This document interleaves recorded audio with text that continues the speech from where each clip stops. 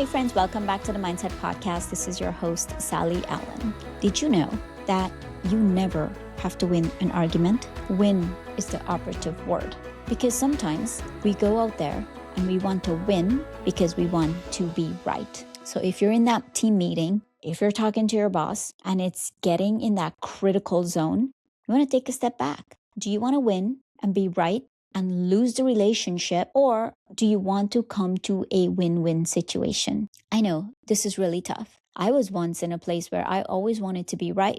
When people always want to be right, they're narrow-minded, they're processing through one filter, and I've talked about this, how your brain processes information through that one neural pathway, and you can't stop to think that the other person's opinion could be right. Did you know two things can be right at the same time? And it would appear like this. What you said hurt me. That's one thing. It's right. It hurts. But the next thing can be right is that what you said is true. So there's a contrast there. What you said is true. What you said hurts me. So sometimes we don't look at things from that perspective. Why does one of us has to be wrong and one of us has to be right? Two things can be right at the same time. Most arguments are not about facts. They're about feelings. I'll say that again. Most arguments are not about facts. They're about feelings. So here are some things you can switch your mindset when it comes to dealing with your teams, when it comes to dealing with your boss. Listen, really listen with intent to what the person is saying. It'll be the most important thing that you do. And do not listen to respond, and do not listen to be right. Secondly, if you don't understand something or you're in a crucial conversation, one of the things you can say is, help me understand where you came to that conclusion. Friday, I did a coaching session with one of my executives, and he has to have a really tough conversation. And he said, Sally, I don't even know where to start. And I said, yes, you do. You start by being a coach. You start by asking questions. You don't go in with, you've done this and you've done this and you've done that, which is, we have a list of things that's employee did. But what you can do is help me understand where the breakdown is when you put that process in place. Help me understand why you did not get the approval for this particular thing. Help me understand how we can move forward with this. What are your thoughts on it?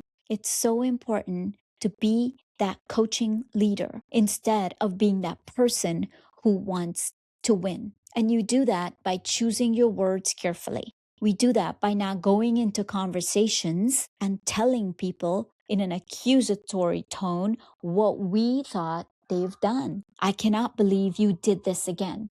It's how we start conversations. I used to.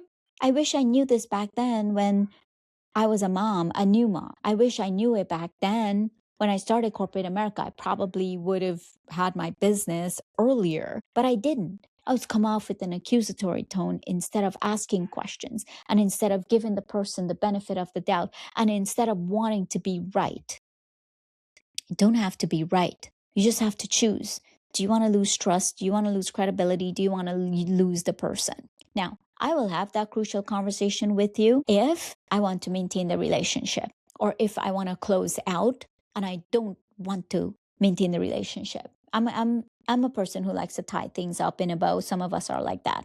We want to tie things up in a bow and we want to say our piece and be done with it. But I don't ever go in, not anymore, with accusatory tone, or going like I know better than that person, or going as if I am the authority in that conversation. The moment you go in with that, you lose that person. So go in with humility, go in with a curious mind, go in with a win-win mentality that I want to come out of here, regardless of how the conversation go, in a win-win mentality. And if the person becomes defensive, don't match or mirror them. You continue to be in that coaching mindset where you continue to ask the questions and you continue to get clarity that way. And that's how you build trust with your team. You want to go in with a win-win mentality, because that's how you will build trust with your team. So listen, if this episode sparked anything in you, I hope you share, you download, and you like. And as I always say, if you change your mindset, you can change your life. Have an amazing day until I see you in the next episode.